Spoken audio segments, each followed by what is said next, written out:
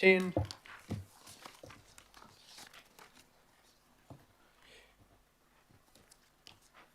Where am I? Jess and Aaron. Kia ora. Oh, sweet. Thank you. Cool. And we might just send around the, if it's possible, if we could send around the chairs recs that I was keen to add to this one. Oh, yeah. Just because they were quite lengthy. If they could be just forwarded around in an email, if that's all right. Sorry. Right. Back to the presentation. Thank you. Good afternoon, Mr. Chair and councillors. It's my pleasure today to introduce Jess Dingle, who is here with me. It is her first attendance at this committee, and she is the primary author of this report, and I'll hand over to her to provide the presentation. Thank you. Kia ora koutou. Ostino New Zealand Limited have put forward an application to rezone the land at 84 and 100 Hobsonville Road in West Harbour. The land is positioned between Hobsonville Road and State Highway 18 and comprises two separate and distinct areas. The first being 84 Hobsonville Road, which is referred to as Block 1, corner site that directly adjoins the intersection at Hobsonville Road, West Point Drive and West Park Drive. Approximately 4,000 square metres of the site is zoned for public open space purposes to provide an entrance to the Esplanade link along Rawiri Stream. This portion of land is owned by council, however, has been approved for disposal by the Upper Harbour Local Board in February 2021 and the Council's Finance and Performance Committee on 19th of May 2022. Copies of the minutes have been included with the agenda report, but in summary, this decision was based on an alternative entrance to Rawiri Stream having been formed via West Point Drive, which includes separate footpaths and cycleways along its length. Healthy Waters also confirming that the land was no longer required for stormwater management purposes, and the Council's community investment team advising that because of the size, shape and location of this space, it holds little to no value in terms of meeting the recreational open space provision targets and possesses no strategic significance. Part of Block 1 is also live zone for business, light industrial purposes. For this application though, this area was excluded. The applicant is looking to propose that across the entire site, so that's why. 100 Hobsonville Road, Block 2, is far larger at 9.3 hectares, has no direct frontage to a public road and is bounded by Rawiri Stream to the east, Trigg Stream to the west, and largely is open pasture.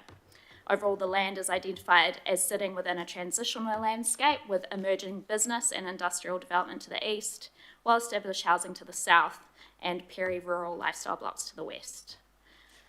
In terms of the content of the private plan change request, Ostino are seeking to rezone 1.36 hectares of land at 84 as business light industry, rezone Block 2 from future urban to a mix of residential, mixed housing, urban and terrace housing and apartment buildings.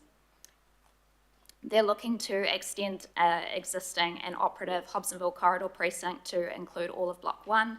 That's to manage the effects of the industrial development with all the existing residential land to the south along Hobsonville Road. They're also looking to apply the stormwater management area flow 1 control across the entire land to manage the effects of stormwater and introduce a new precinct known as Hobsonville Grove across all of the land that's to be rezoned for residential purposes. The new precinct has been drafted to ensure that the land is not developed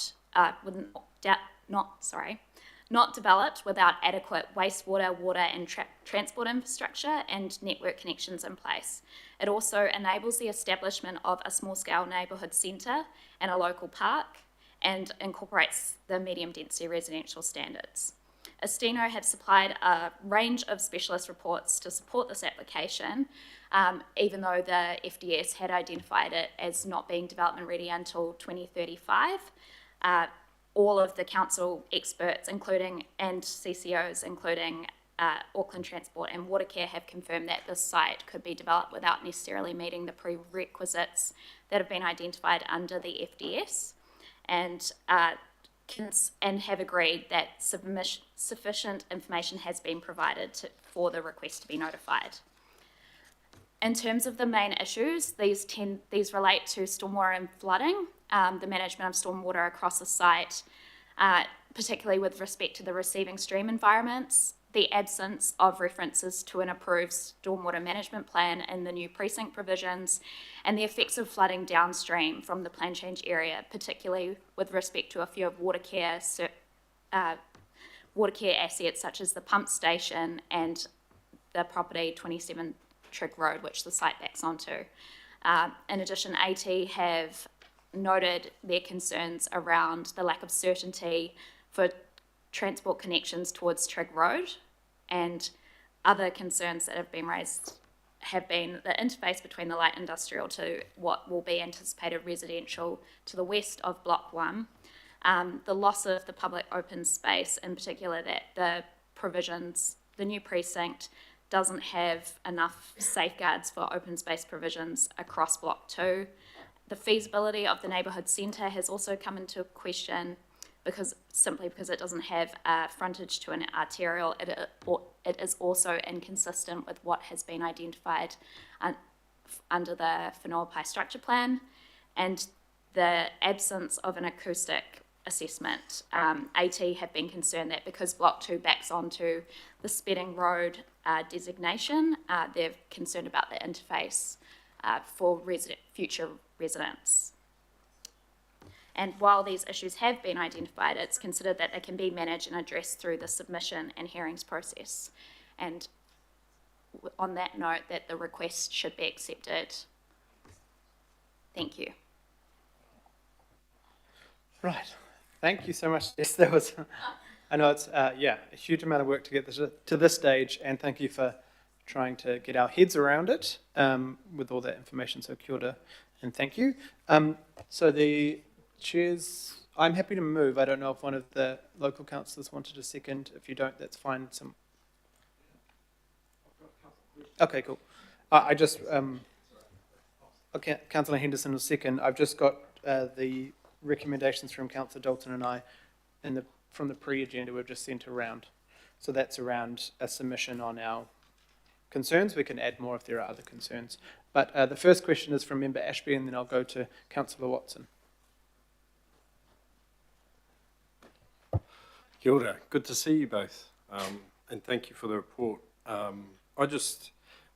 My only question is probably the same as what I said in the last thing, which I understand the answer will be post notification now, but it's probably just a reminder that I'm keen to understand when this thing comes back in terms of the assessment around structure planning, plan changes, and the incorporation of mana whenua values. So it's probably not a question, but it's just me throwing, it's the same issue as the last one, but otherwise, yeah, thank you for the report.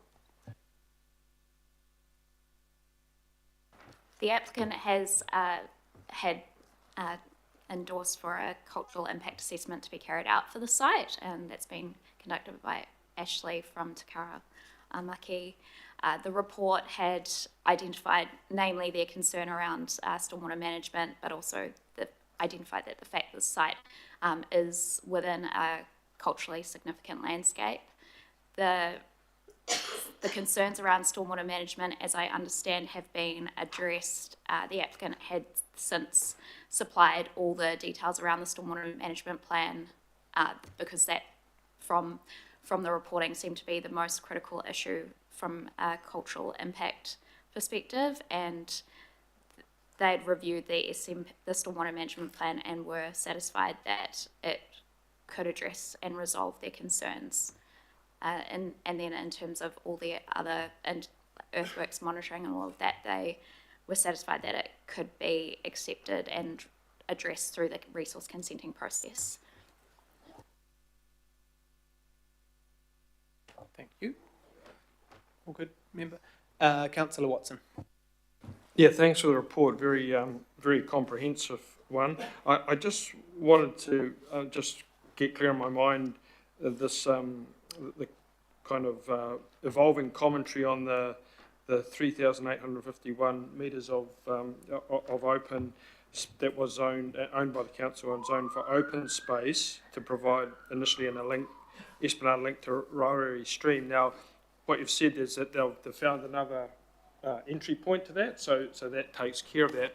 I did notice in the local board, and I noticed that they approved, but there was a little bit of contention there. It looked like when I just go back and look at their recommendations, and then I recall you saying something about, I think it was the second block, where there are some concerns about the amount of open space that's been provided.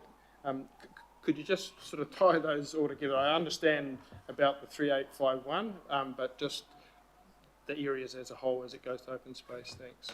Yeah, so Council's Parks team have been more concerned about the fact that the precinct provisions doesn't kind of have stronger directives as to the open spaces that should be provided, and the absence of Esplanade Reserve references, given the fact that the site adjoins two streams on either side.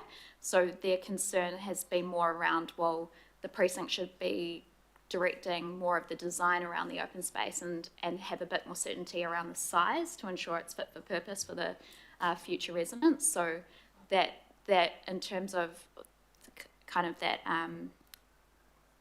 the push-pull is that they want to make sure that it's whatever is taken away on block 1 can be sufficiently met on block 2. Through the chair, if I may add, we will be reporting back to the local board after submissions and further submissions have been received.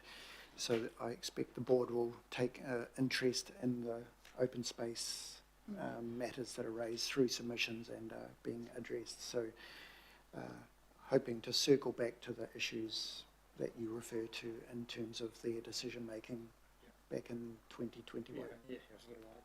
Thank you. Thanks very much for that. And Mr. Chair, did you say that we are recommending in this case that we are putting in a formal submission then, is it? Kia ora, Councillor. Sorry, I should have sent them around this morning, but Sandra sent these around. It's a formal submission essentially saying it should be declined without the issues above, so around the provision of infrastructure, around the acceptable levels of noise, the public open space issues, including the proposed loss of open space and the lack of provisions on the precinct to deliver that open space, the location of the neighbourhood centre, and the last one around how it relates to the light industry zone. It's pretty comprehensive, but yeah, it's probably about all we can do. Yeah. Okay, thanks. Thank you. Any other questions? Cool. I'll get you both to step back. Thank you very much for your work. Is there anyone who wanted to speak to this? Oh, question, sorry. Oh yeah, comment. Councillor Baker. I'm sorry, a random comment, but he's not here. But earlier on, Warren McLennan, who's Erin and Jess's boss, was sitting in the back, and on March the 14th, he leaves council after about 2 million years of working for council, Northland Regional Council, and Rodney District Council, and then more latterly Auckland. And so Warren is retiring. And so we gave him a little send-off the other day at the Rural Advisory Panel. But I just want to acknowledge here just what a top bloke and what a quality individual who has given, basically a lifetime of service to council. So just want to acknowledge Warren and wish him all the best in his absence here. But I know what he's up to after April, and it's be better than sitting around in Auckland, I can tell you. But well done, and thanks, Warren. Kia ora, Councillor Baker. Councillor Watson. Just to continue that in a similar vein, because Warren has been really involved in our ward, and as Councillor Baker said, he's always a very approachable, helpful individual, and as it happens, one of the items that's to come up later in the piece, and confidential, he's been very, very useful over many years in that, along with his offside of Peter Vary. So just echo those sentiments. It's a shame he's not here, but he has been a very hard-working and an effective servant of the Auckland Council since its beginning. but also quite a history before that with various people around here. So all the best, Warren. Kia ora, Councillor. Councillor Henderson. Yeah, thank you. Flying the ointment, but I'd ask you to take my seconding off because I don't actually agree. I think this is a sledgehammer to a situation where, frankly, I know this area pretty well, and it's entirely consistent with the rest of the area, in my view. I know we do have some issues here, and I think they are valid issues, but that doesn't necessarily mean a decline hammer, in my view. That's too harsh. So I don't want to support this, Chair. Cool. Happy to ask for it. Councillor Dalton. Or did one of the local councillors? No, Councillor Dalton. Right, thank you, Councillor Henderson. Yep, I'll just obviously congratulate, and I didn't realise that Warren's last weeks were so close, but thanks to Warren for his very accessible way of working, and all his knowledge will be missed, and his sense of humour as well. And I'm sure there'll be a lot of goodbye parties, but we wish you well, Warren, and thank you for your service over many years. Just on back to the topic, yeah, I'm still happy for this. This is our submission. We don't have the power to decline. We don't have the power to stop it, but it is trying to get the best outcomes here through the advice we've had through the paper, and it is very similar to the submissions we have on plan changes like this in this area. Not just this area, but many like it. So we will go. Any other comment? Oh, Councillor Dalton, a second. Right, all those in favour? Any opposed? No. Cool. So Councillor Baker and Councillor Henderson are no. Right, thank you. And we will go to 11, status update on actions, decisions from this committee. I'll have a mover. Councillor Dalton, seconder. Anyone? No seconders? Councillor Baker, all those in favour? Any opposed? No. Item 12, summary of information. I'll move. Second, Councillor Dalton, all those in favour? Thank you. Right, we'll go into, there's no extraordinary business, and we'll go into confidential, so we need to move that. I'll move that we move into confidential for the reasons set. Councillor Walker, all those in favour? I mean confidential, not secret. All those in favour? Any opposed? No. Thank you. We'll have a 5-minute break for a cup of tea and a leg stretch. Thank you.